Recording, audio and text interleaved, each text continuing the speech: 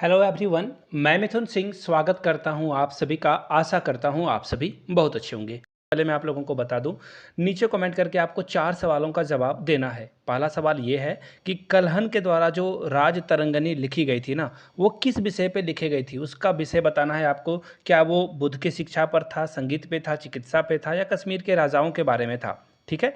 दूसरा क्वेश्चन ये है, इंदिरा अ बायोग्राफी ये पुस्तक जो है किसके द्वारा लिखी गई है। इंदिरा अ बायोग्राफी एक बुक का नाम है। आपको उसके राइटर का नाम लिखना है। सोनिया गांधी, आर के धवन, करण सिंह या फिर जयकर ने।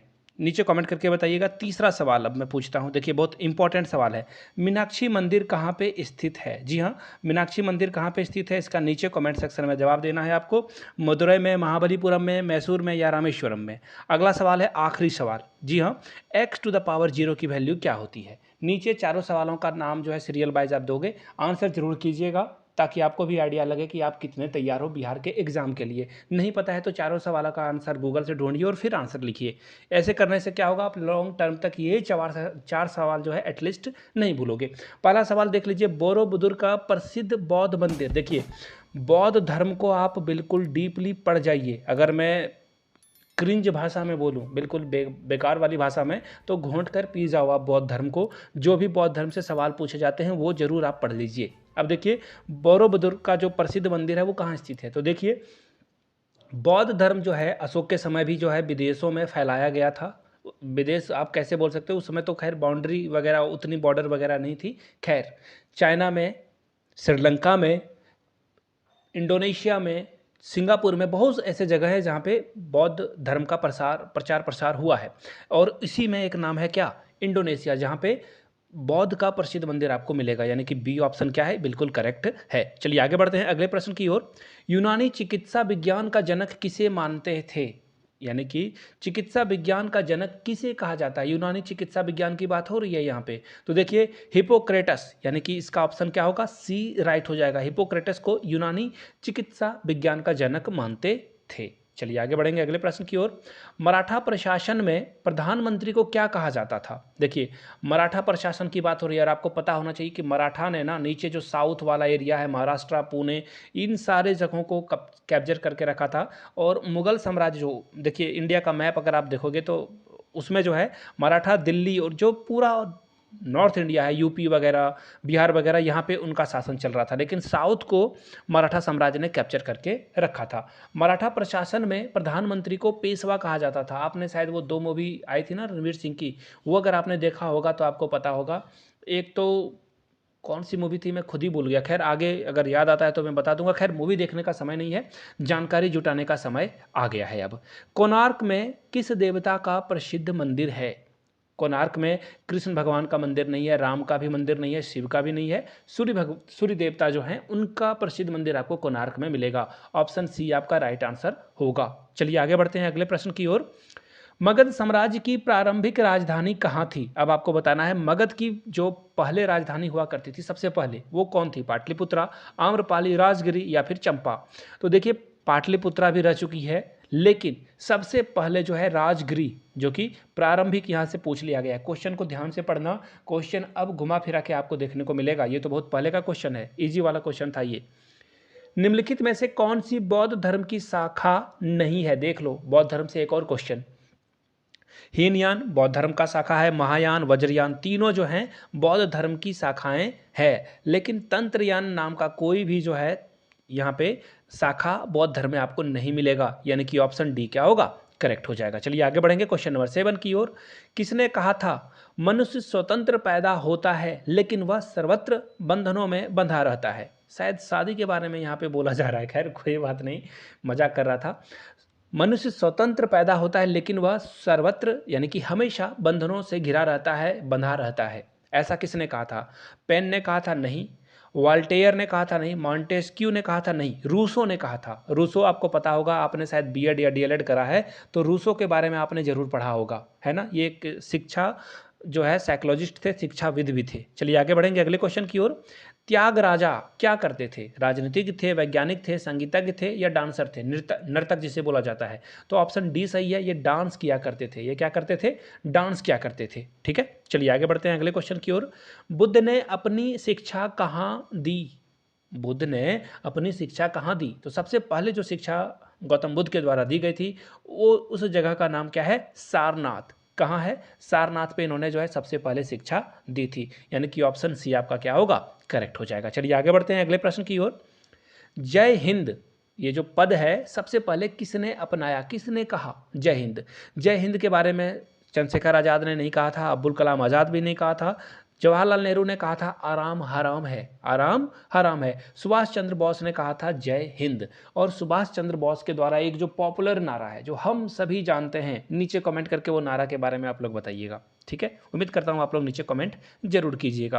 1857 का विद्रोह कहाँ से शुरू हुआ था? 1857 का विद्रोह दिल्ली से नहीं, झांसी से नहीं, कानपुर से नहीं, बल्कि मेरठ से शुरू हुआ था, यानी कि डी क्या होगा? करेक्ट हो जाएगा। और एक जो चर्चित व्यक्ति है 1857 के क्रांति में जहाँ से सैनिकों के द्वारा जो विद्रोह किया गया था उसमें मंगल पांडे का नाम बहुत ही प्रचलित है। मैं बहुत सारा फिल्में देखा करता हूँ तो उनमें मंगल पांडे आमिर खान के द्वारा एक मूवी है, वो भी आप देख सकते हो रेफरेंस के लिए, बट अभी मूवी नहीं देखना है। ठीक है, आगे बढ़ेंगे। हर्ष के समय या फिर हर्ष के बारे में जानकारी किस रचना से मिलती है, यानी कि कौन सी एक रचना की गई थी जिसमें आपको राजा हर्ष के बारे में जानकारी मिलती है? कलहन के द्वारा जो रचना की गई थी, बाणभट्ट के द्वारा, एक्चुअली यहाँ पे बाणभट्ट है, खैर कोई बात नहीं, भवभूति या भारवी। तो इसका जो राइट आंसर होगा वो होगा बाणभट्ट। यहाँ पे पूरा नाम नहीं लिखा हुआ है, मैं पूरा नाम लिख देता हूँ, आप लोग नोट करोगे तो लिख दीजिएगा ऑप्शन बी। बाणभट्ट को बाण भी कहा जाता था शॉर्ट में, वो होता है ना गांव घरों में आपके, एक्चुअली अगर मैं थोड़ा सा इंग्लिश मीडियम में बोलूँ, साउंड करूँ, तो इसका आंसर वो बोलते हैं ना पेट नेम। घर का नाम क्या है आपका? घर का नाम आपका गोलू मोलू होगा, स्कूल में बहुत ही सिंघानिया टाइप का नाम होगा। खैर कोई बात नहीं, आगे बढ़ेंगे।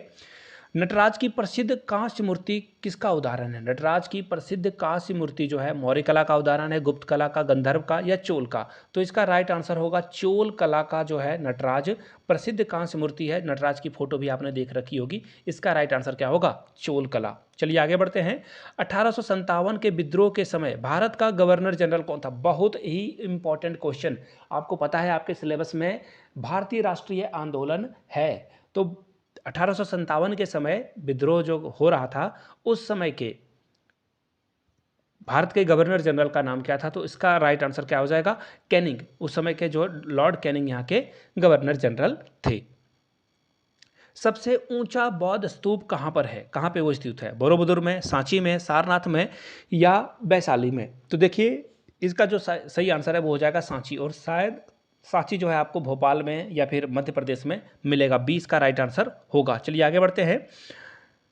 सिंकासेन, सिंकानसेन जो है वो क्या है? इस पद का किससे संबंधित है? ये कंबोडिया का बौद्ध मंदिर से, चीन का एक अजायब घर से, जापान का बुलेट ट्रेन से, या म्यांमार की एक नदी का नाम है? तो देखिए ये जापान का एक बुलेट ट्रेन है। इसका राइट आंसर क्या हो जाएगा? Option number C, bullet train is the right answer. चलिए आगे बढ़ेंगे अगले प्रश्न की, और अगला प्रश्न है बिहार अलग प्रांत कब हुआ? बिहार जो है सेपरेट कब हो गया उड़ीसा से? याद रखिएगा बिहार उड़ीसा से अलग हुआ है, और इसे सबसे पहले बंगाल प्रेसिडेंसी के नाम से जाना जाता था। ये भी आप याद रखिएगा, जगह कम है, मैं आधा लिख रहा हूँ। बंगाल प्रेसिडेंसी के नाम से ये जाना जाता था। और बिहार जो है उड़ीसा से कब अलग हुआ ये भी याद रख लेना है आपको, 1936 में। कब अलग हुआ है? 1936 में। और बिहार से ये भी क्वेश्चन पूछा जा सकता है कि झारखंड कब अलग हुआ है? देखिए ये भी बहुत इंपॉर्टेंट सवाल है। बिहार से झारखंड जो है 15 नवंबर 2000 में अलग हुआ है। क्लियर हो गई बातें? और झारखंड का स्थापना दिवस भी इसी दिन मनाया जाता है। ऑब्वियस सी बात है। किसने कहा था तुम मुझे खून दो मैं तुम्हें आज़ादी दूंगा? ये सवाल मैंने पूछा था। इसका राइट आंसर है सुभाष चंद्र बोस, जिन्हें नेताजी के नाम से हम लोग जानते हैं। उन्हें जो है नेताजी के नाम से भी जाना जाता है। क्लियर हो गई बातें? दिलवाड़ा का जैन मंदिर कहाँ स्थित है या अवस्थित है? यहाँ पे कहाँ पे ये दिलवाड़ा का जैन मंदिर आपको मिलेगा? तो देखिए माउंट आबू में ये मिलेगा। ये कहाँ मिलेगा? माउंट आबू में आपको ये देखने को मिल जाएगा। ठीक है, चलिए आगे बढ़ते हैं। कनाडा का राष्ट्रीय खेल क्या है? हॉकी बिल्कुल नहीं, स्केटिंग बिल्कुल नहीं, फुटबॉल नहीं। इसका जो खेल है वो है आइस हॉकी। क्या है? आइस हॉकी, यानी कि बी के साथ आपको जाना था। चलिए आगे बढ़ते हैं। ये बहुत इंपॉर्टेंट सवाल है, इन्हें तो जरूर याद कर लीजिएगा आप। किस देश में जनसंख्या वृद्धि दर सबसे ज़्यादा है? ये 1996 का प्रश्न है, ये दिमाग में आप याद रखना। और उस समय के अकॉर्डिंग पाकिस्तान बहुत सारे जो है बच्चे प्रोड्यूस कर रहा था, अपनी जनसंख्या बढ़ा रहा था। याद रखिएगा, अगर किसी भी देश की जनसंख्या 2.3 के रेशियो में बढ़े, यानी कि 2 बच्चे जो एक माता पिता होते हैं ना, मदर और फादर, और अगर इनसे 2.3 बच्चे पैदा हो रहे हैं, अब आप बोलोगे ये कैसा मैथ है, तो ऐसे आप समझ लो कपल के हिसाब से, समझ रहे हो मेरी बात को, कपल के हिसाब से 2.3 अगर जो है एक बच्चा हो रहा है रेशियो के हिसाब से, तो ये जनसंख्या आपकी स्टेबल रहेगी। चलिए आगे बढ़ते हैं। कोल जनजाति किस राज्य में पाई जाती है? असम में, उड़ीसा में, मध्य प्रदेश में या त्रिपुरा में? तो इसका जो सही आंसर है दोस्तों वो हो जाएगा ऑप्शन नंबर सी, मध्य प्रदेश में आपको कोल जनजाति देखने को मिलेगी। पश्चिमी तट पर कौन सा कृत्रिम बंदरगाह है? तो देखिए बंदरगाह से याद आया मुझे, टोटल 12 बंदरगाह हैं, 12 में से 6 पश्चिमी और 6 पूर्वी तट पर आपको मिल लेंगे, ठीक है। और फिलहाल इसका जो राइट आंसर है वो है ऑप्शन सी, फिर से एक बार को ऑप्शन सी है, कांडला जो है वो कृत्रिम बंदरगाह है। क्लियर हो गई बातें। चलिए 25वें नंबर पे बढ़ेंगे। कांगो घाटी किस तरह की जलवायु प्रदेश में है? कांगो घाटी के बारे में पूछा जा रहा है आपसे, तो इसका राइट आंसर फिर से एक बार सी होगा, भूमध्य सागरीय। जो इसकी जो कांगो घाटी की जलवायु है वो भूमध्य सागरीय है, ऑप्शन सी के साथ आपको जाना था। हम लोग जाएंगे क्वेश्चन नंबर 26 की ओर। अल्युमिनियम का अयस्क का नाम लिमोनाइट, फेरस ऑक्साइड, साइरेराइड या फिर बॉक्साइड है? तो इसका आंसर सही होगा ऑप्शन नंबर डी, बॉक्साइड जो है एल्युमिनियम का अयस्क है। एल्युमिनियम का अगर कोई इलेक्ट्रिक कॉन्फ़िगरेशन कर सकता है तो नीचे कमेंट करके जरूर बताइएगा। एल्युमिनियम का जो एटॉमिक नंबर है वो है 13, तो नीचे कमेंट करके अगर आप इसका एटॉमिक नंबर कर दो, 2 8 मैंने कर दिया, एक आप ही कर दो, मैंने लगभग कर दिया, आप नीचे कमेंट करके बताइएगा। तांबा के उत्पादन के लिए कौन सी जगह बहुत ही प्रसिद्ध है? रांची, खेतरी, कटनी, जादूगुड़ा? तो इसका राइट आंसर देखिए खत्री में होगा, और खत्री कहाँ है? राजस्थान में है। राजस्थान में आपको यह स्थान मिलेगा, याद रखिएगा। क्या हो जाएगा ऑप्शन? ऑप्शन बी के साथ आपको जाना है। फिलहाल हम लोग बढ़ेंगे अगले क्वेश्चन की ओर। गोबी रेगिस्तान कहाँ स्थित है? भारत में, मिस्र में, ब्राज़ील में या मंगोलिया में? तो देखिए गोबी रेगिस्तान आपको मिलेगा मंगोलिया में। कहाँ मिलेगा दोस्तों? मंगोलिया। ऑप्शन डी के साथ आपको जाना है।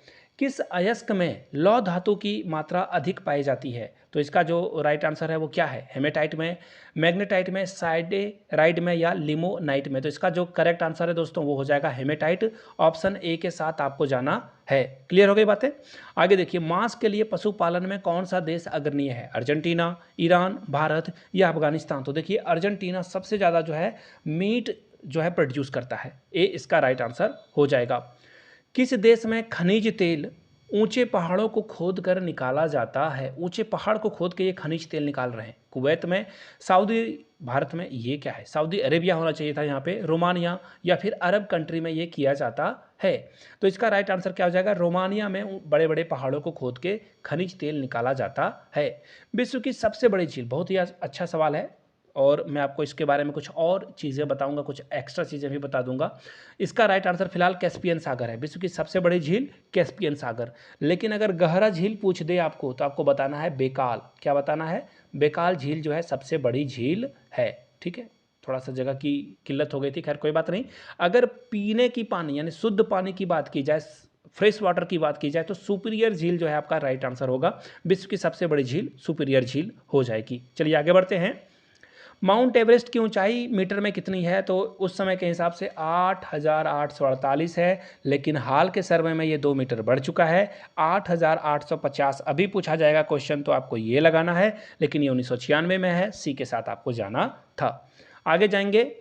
कांग्रेडिक पावर परियोजना कहाँ पर स्थित है? आपको बताना है उस जगह का नाम। महाराष्ट्र में, आंध्र प्रदेश, कर्नाटका या फिर केरल? तो इसका राइट आंसर क्या हो जाएगा? कर्नाटका में आपको मिलेगा कांग्रेडिक्स पावर परियोजना। चलिए आगे बढ़ेंगे।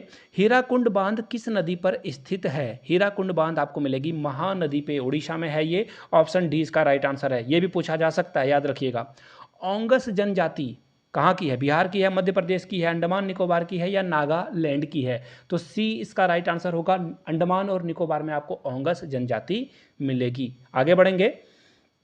भारत के किस राज्य की सीमा सबसे अधिक राज्यों से जुड़ी है? तो उस समय के अकॉर्डिंग इसका आंसर मध्य प्रदेश है। मध्य प्रदेश सबसे ज़्यादा राज्यों के साथ सीमा साझा करता है। नीचे कमेंट करके बताइएगा कितने राज्यों के साथ। उलान बटोर किस देश की राजधानी है? देखो कितना ही टेढ़ा प्रश्न आपसे पूछा जाएगा। राइट आंसर मंगोलिया होगा। मंगोलिया के बारे में आपने पढ़ा, अभी बौद्ध मंदिर के बारे में पढ़ा है ना।